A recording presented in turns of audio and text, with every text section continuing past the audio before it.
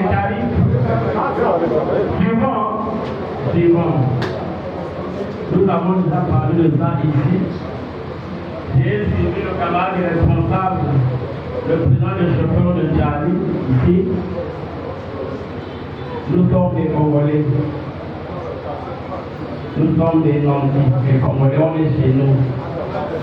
Est-ce que, consciencieusement tel que nous sommes, on peut payer un bus à 500? Est-ce que quelqu'un peut rentrer et payer 500 dans le bus? Soyons conscients entre nous-mêmes.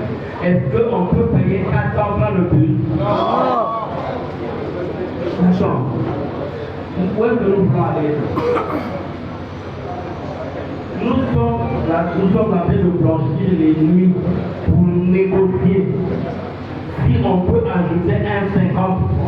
Nous avons écrit auprès du ministre d'État, ministre du Commerce, hier le ministre Alphonse, et nous avons écrit pour solliciter si on peut comprendre la situation si on peut comprendre la situation des chauffeurs.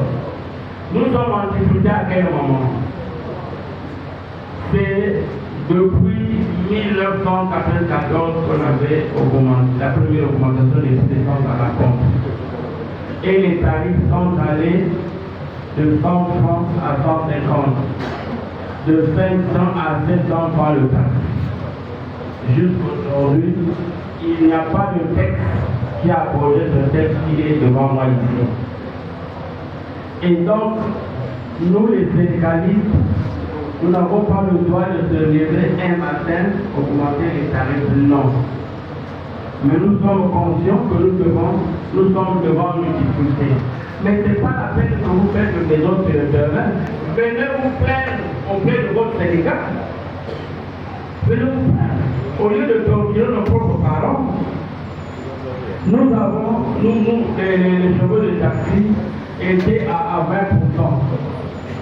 Quand il y a eu l'augmentation de puissance en 2008, on s'est battu, le syndicat s'est battu, et voilà comme nous sommes allés à 25%. C'était même 30%. En attendant l'aboutissement des négociations, commençons d'abord à 25%. Les négociations également n'avaient jamais abouti. Et puisque l'État était dans l'obligation de prendre des décisions politiques, là où les transporteurs, notamment les patrons, ont bénéficié pendant près de 3 ans ou 4 ans, ils ne payaient plus les taxes liées au transport. Mais cela, c'est pour les patrons.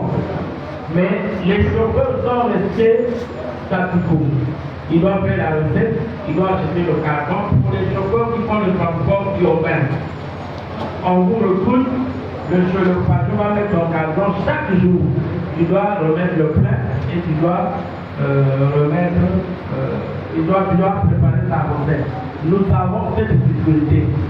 C'est pour cette raison, ici, dans cette même salle, je vous avais dit que nous nous sommes battus à reviser la convention collective des transporteurs par rapport à ce qui était hier.